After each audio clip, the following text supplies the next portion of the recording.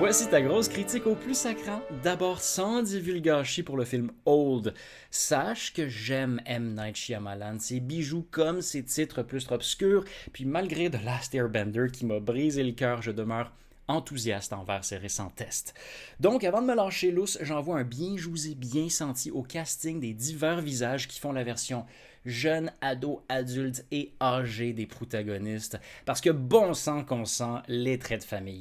Juste pour le travail prosthétique, c'est impressionnant, mais là, scénaristiquement parlant, j'avais l'impression qu'on me contait une blague carambar de longue haleine, riant parfois à voix haute, ce qui n'était pas l'effet escompté. On comprend rien. On croirait écouter un doublage douteux, ça s'entrecoupe, ça s'entourloupe, ça prononce tout avec une patate poilue sur le palais, ça parle derrière une vitre, derrière une roche, derrière nous, souvent hors champ, fait que bonne chance pour lire sur les lèvres.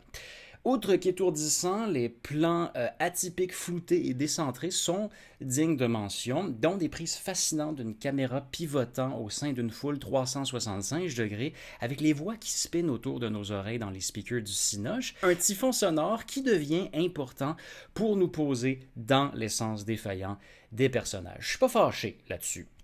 Le souci, c'est que le dialogue tombe à l'eau anyway. La règle du show don't tell est noyée sans pitié. J'ai rarement vu des conversations aussi peu organiques juste pour plugger des infos pas tant pertinentes. La ligne rouge, c'est une question que pose le petit gars à chaque étranger qu'il rencontre. Quelle est votre occupation? Ça semble vital parce que 99% du reste du script, quelqu'un nous justifie verbalement c'est quoi sa job.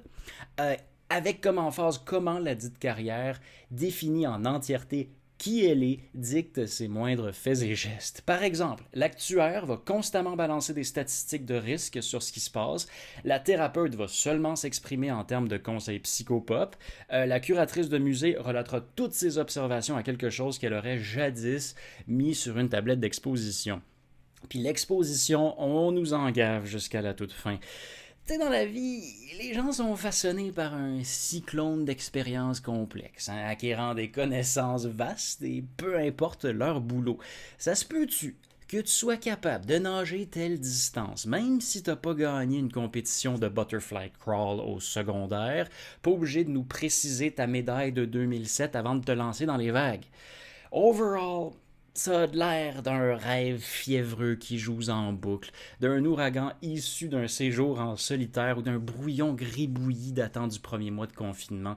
Fait que si tu me permets de plonger dans l'écume pour les spoilers, c'est cette prochaine partie dans 3, E2, E1. J'active à présent la divulcam devant laquelle on couvre de manière légère les spoilers de Old, histoire lugubre qui nous montre au final peu de carnage, misant sur une sobriété respectable jusqu'à ce que, nope, on change drastiquement d'avis.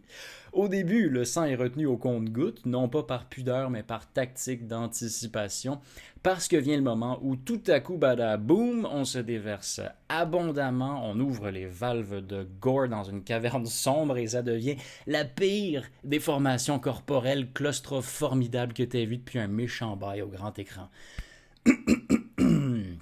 Chapeau pour la tornade de membres. Ça t'a-tu marqué, toi? Ça sortait d'où, cette affaire-là?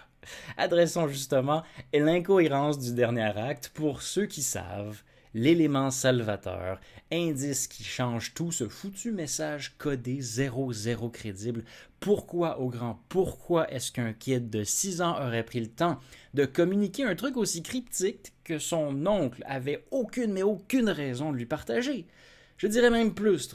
Pourquoi l'oncle du kid, un professionnel ultra-cartésien aux intentions relativement vaillantes, exprimerait même une haine suffisante envers cet élément naturel?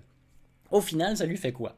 Et puis, c'est bien beau cacher des passeports pour faire à croire que les touristes n'ont jamais quitté leur pays, mais en 2021, à un moment donné, il y a des preuves que tu as pris l'avion, on t'a filmé à l'aéroport, on trace les cellulaires. En termes de trafic humain, c'est pas tant une opération viable.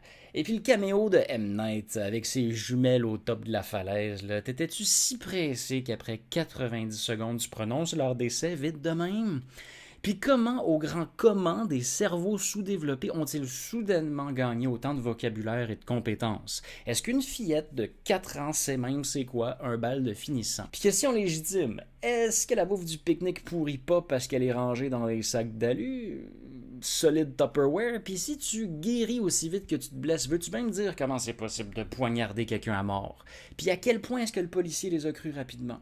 Puis à quel point est-ce que le staff se sont rendus aux autorités sans aucune trace de résistance ou de tentative de détruire l'évidence? Puis voir que dans ce mini-laboratoire, ils développent des remèdes pour 12 maladies simultanément. Puis c'était quoi ce close-up interminable sur la serveuse en choc à la fin? Puis Mid-Size Sedan? Vraiment? Mid-Size Sedan.